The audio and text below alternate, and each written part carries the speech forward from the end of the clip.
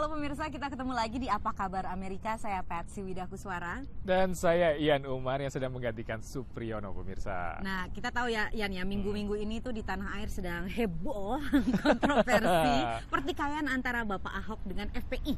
Benar banget ya, terutama di Jakarta nih banyak demo dari FPI menolak keberadaan Ahok sebagai gubernur Jakarta karena katanya pahamnya nggak sesuai dengan mereka. Waduh.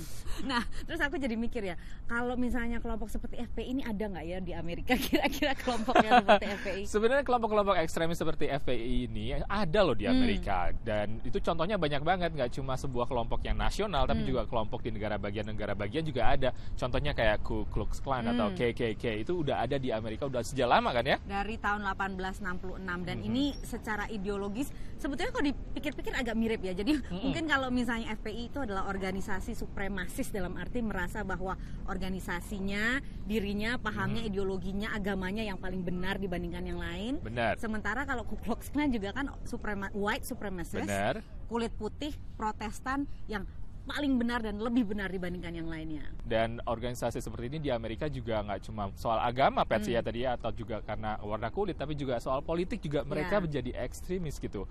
Nah, tapi keberadaannya diterima kok di sini? Diterima, tapi mungkin bedanya ya, dan ini saya pikir beda penting. Organisasi seperti itu di Amerika Serikat tidak pernah melakukan apa yang namanya sweeping, atau penggerebekan, atau perusakan bangunan, atau demo yang gila-gilaan sehingga mengganggu kemaslahatan umum dan sebagainya. Benar. Jadi mungkin itu ya. Jadi kalau misalnya di Amerika Serikat itu diperbolehkan organisasi-organisasi seperti ini karena ada yang namanya First Amendment, yaitu amandemen yang menjamin kebebasan berpendapat, berserikat, berkumpul dan sebagainya. Dan beragama juga kan.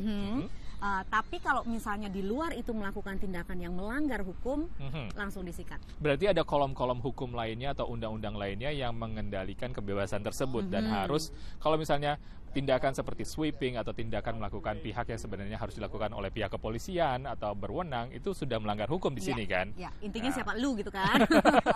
Nah, terus ada satu lagi batasannya kalau di Amerika Serikat bagi kelompok atau organisasi yang boleh berdiri sepanjang tidak melakukan kegiatan terorisme. Benar. Baik itu terorisme asing, misalnya intinya orang Amerika nggak boleh lah ya jadi anggota Jabhat Al-Nusra atau Al-Qaeda atau Boko Haram maupun organisasi teroris dalam negeri. Dan itu ada undang-undangnya ya? Ada undang-undangnya yaitu Patriot Act. Jadi batasannya sebetulnya itu sepanjang tidak melanggar hukum yang lain dan sepanjang tidak melakukan aktivitas terorisme, mau bikin organisasi dengan paham yang sememuakan apapun boleh. Right, ya. Yang penting supremasi hukumnya mungkin ya, koridor hukum yang ditetapkan dan kemudian ditegakkan.